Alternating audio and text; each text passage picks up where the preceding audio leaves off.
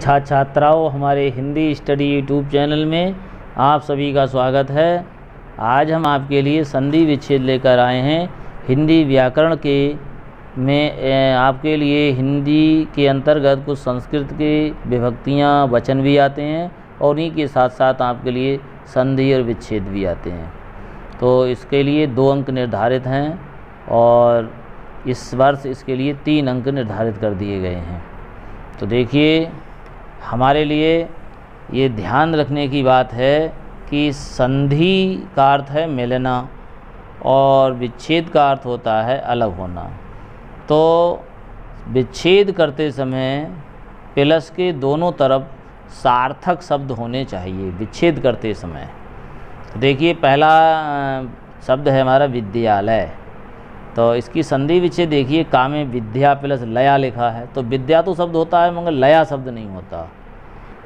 ऐसे ही खा विकल्प में लिखा है आपका विद्ध प्लस आलया। तो आलया तो ठीक है, विद्ध शब्द गलत है क्योंकि विद्ध शब्द नहीं होता है, शुद्ध शब्द होता है विद्या। तो विद्या प्लस आलया वाला विकल्प हमारा ठीक है गा। विद्या प्लस आलया। आलया माने घर होता है, विद्या माने विद्या। अगला प्रश्न है, महर्षि शब्द का संधि विच्छेद है। कई बार परीक्षाओं में आया है 13, 14, 16, 18 में।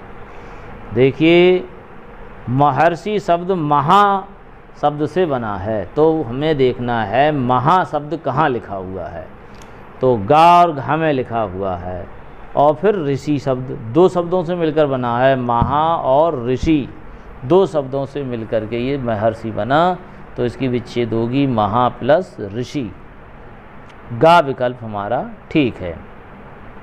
अगला है, मध्वअरी शब्द का संधि विच्छेद है। कई बार परीक्षाओं में पूछा गया, आपकी कंपटीशनों में भी आता है मध्वअरी। तो देखिए, मध्वअरी शब्द मधु प्लस अरी से बना है। तो हमें देखना है मधु प्लस अरी कहाँ लिखा हुआ है। तो देखिए, का विकल्प में ठीक लिखा हुआ है मधु प्लस अरी।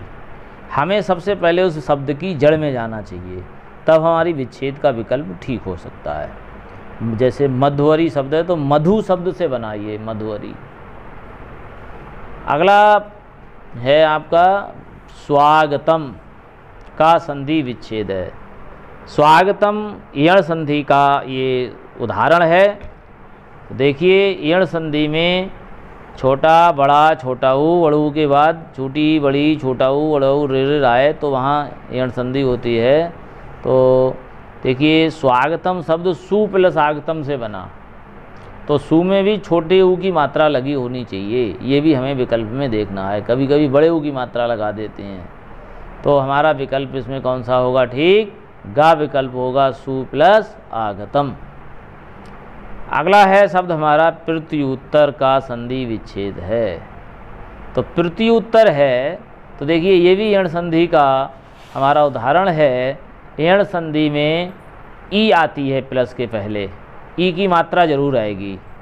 तो देखिए, इसकी हम प्रत्युत्तर शब्द की जड़ में जाते हैं तो इसको हम जाते समय देखते हैं कि किस शब्द से बना ये। तो ये प्रति शब्द से बना। प्रति, प्रति प्लस उत्तर शब्द दोनों मिलाए गए तब प्रत्युत्तर बना।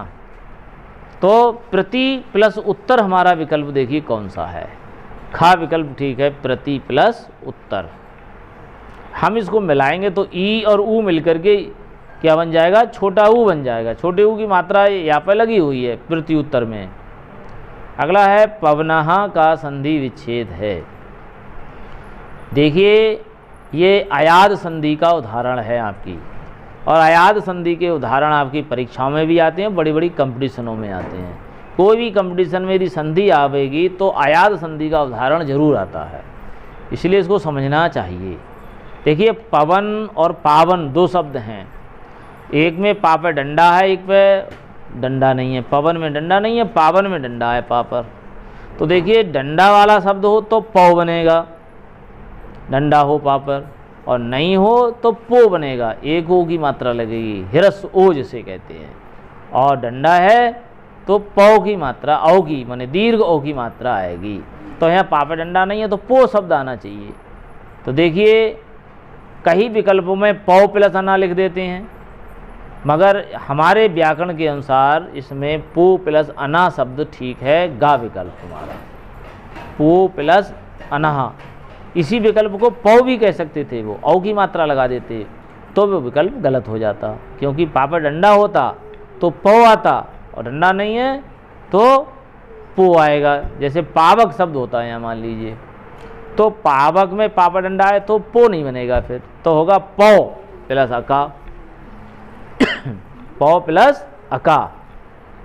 मगर यहाँ पापा डंडा नहीं, इसलिए पो प्लस अना हो गया। ये हमें इसकी तैयारी करनी है इसकी। जैसे धाब का होता तो धापा डंडा है और आगे हुआ है तो धौ बनेगा, और डंडा नहीं होता धाप है तो धो बनता। तो इन चीज़ों का हमें ध्यान रखना होता है। अगला है नयनम, ये भी अयाद संधि का उदाहरण है और बहुत ही मोस्ट इम्पॉर्टेंट उदाहरण है। नयनम का संधि विच्छेद क्या है, तो देखिए ऐसे ही इसमें हम लगाते हैं। देखिए उसमें दूसरा अक्षर उआ बनेगा, जैसे पावक, धावक, नाविक, इनमें जो सेकंड अक्षर है वो उआ है।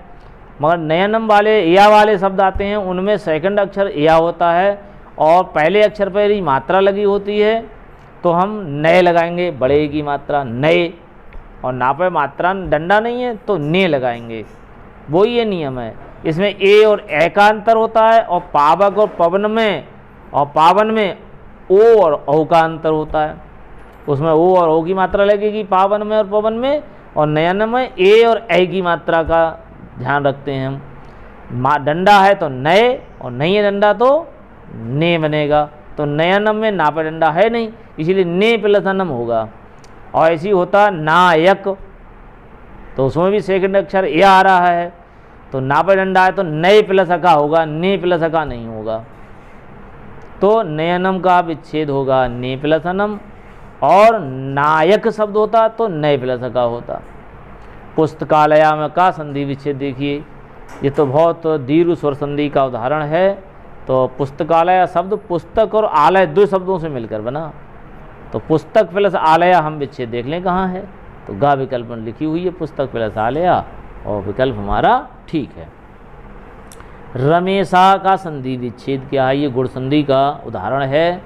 तो देखिए रमेशा शब्द में क्या होता है, रमा शब्द से बना है रमेशा, तो हमें देखनी है रमा शब्द कहाँ लिखा हुआ है। तो तीन विकल्पों में, दो विकल्पों में रमा शब्द लिखा हुआ है, गा में और घा में। और रमा और ईशा, ईशा माने होता है भगवान, तो ईशा शब्द शुद्ध होता है और ऐसा शब्द गलत होता है, या एस। तो देखिए कुछ विकल्पों में एस लिखा है, ऐसा ईशा लिखा है, एक में ईशा शब्द शुद्ध होता है, क्यों ईशा माने भगवान, ईश्वर। तो हमारा क्या विकल्प बनेगा ठीक, घा, रमा प्लस ईशा इत्यादि। यण संधि का उदाहरण है, हैं इत्यादि में हमने कहा जैसे प्रति उत्तर था तो प्रति बनी, इसमें इत्यादि में इति बनेगी, क्योंकि हिंदी में इति शब्द होता है, इत शब्द नहीं होता, ना इत होता है, क्या होता है इति, छोटी की मात्रा लगी होती है, ना बड़ी की हो, बड़ी वाला भी। तो देखिए घा विकल्प में बड़ी की मात्रा लगी है, खा में मात्रा नहीं लगी तो आधा ता और या बना दिया इत, ये भी हिंदी में शब्द नहीं होता। तो हमारा का विकल्प ठीक है, इति प्लस आदि।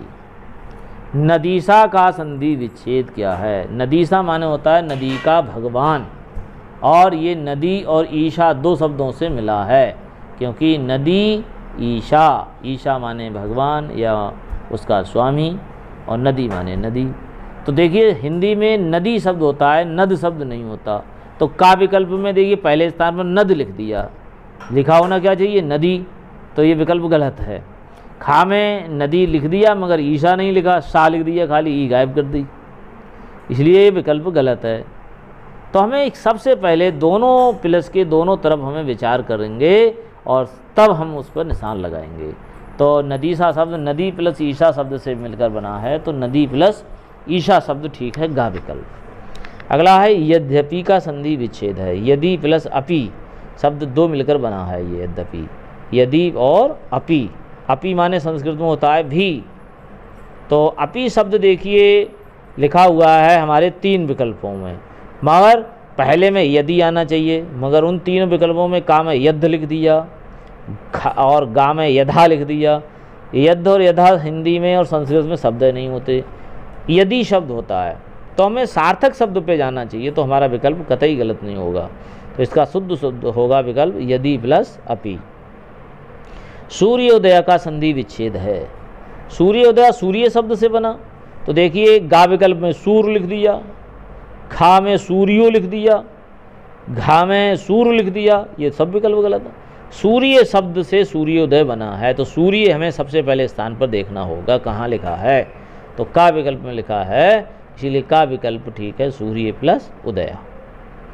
उपेंद्रा, देखो सूर्योदया गुण संधि का रूप है, यद्यपि यण संधि का रूप है, नदीसा स्वर संधि का रूप है, और उपेंद्रा उप प्लस इंद्रहा, उप हमें देखना है कहाँ लिखा हुआ है, तो उप 3 विकल्पों में लिखा है, मगर उन तीनों में से खा और गा में इंद्रा शब्द नहीं लिखा, इंद्रा लिख दिया है, इसलिए गलत है।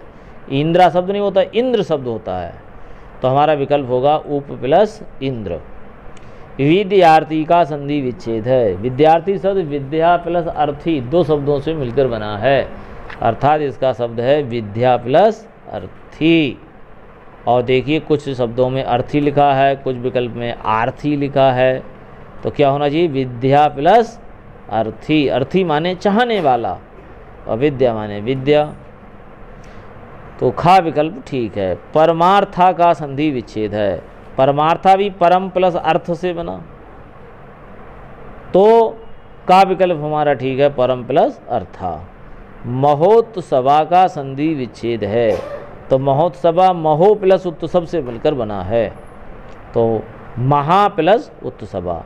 क्योंकि हिंदी में महो शब्द नहीं होता, ना महे शब्द होता है, ना महोत शब्द होता है, महा शब्द होता है, तो महा प्लस उत्सवा खा विकल्प हमारा ठीक है। कई बार ये परीक्षा में आया है, इसको तैयारी रखेंगे। देखिए अब आयात संधि का उदाहरण आ रहा है 18 में। भवनम का संधि विच्छेद, तो जैसे पावक, नाविक, भवनम, ऐसे नयनम, तो नयनम चयनम इनमें यह आता है, भवनम पावनम इनमें वह आता है, तो भा पे डंडा है तो भव आएगा, डंडा नहीं है तो भो आएगा, तो इस पर डंडा तो है नहीं, तो भो वाला शब्द सही होगा, तो भो वाला में गा वाला विकल्प सही है, अनम आएगा आगे, भो प्लस अनम भवनम आयात संधि का रूप है। साक्षरा का संधि विच्छेद है। सा प्लस अक्षरा ये 2 शब्दों से मिलकर बना है, इसलिए सा और अक्षरा घा विकल्प हमारा ठीक है। नायिका का संधि विच्छेद है। देखो ना पे डंडा है तो नय बनेगा और इका शब्द आएगा, नय प्लस इका शब्द होगा, तो गा विकल्प इसका ठीक होगा। देवालया का संधि विच्छेद है, तो देवालया देव प्लस आलया, देव माने देवताओं का, आलया माने घर, तो देव और आलया 2 शब्दों से देवालया बना, तो हमारा का विकल्प ठीक है, देव प्लस आलया। प्रिय छात्रों, हमारी ये वीडियो पसंद आई हो तो हमारे हिंदी स्टडी यूट्यूब चैनल को सब्सक्राइब करें। धन्यवाद।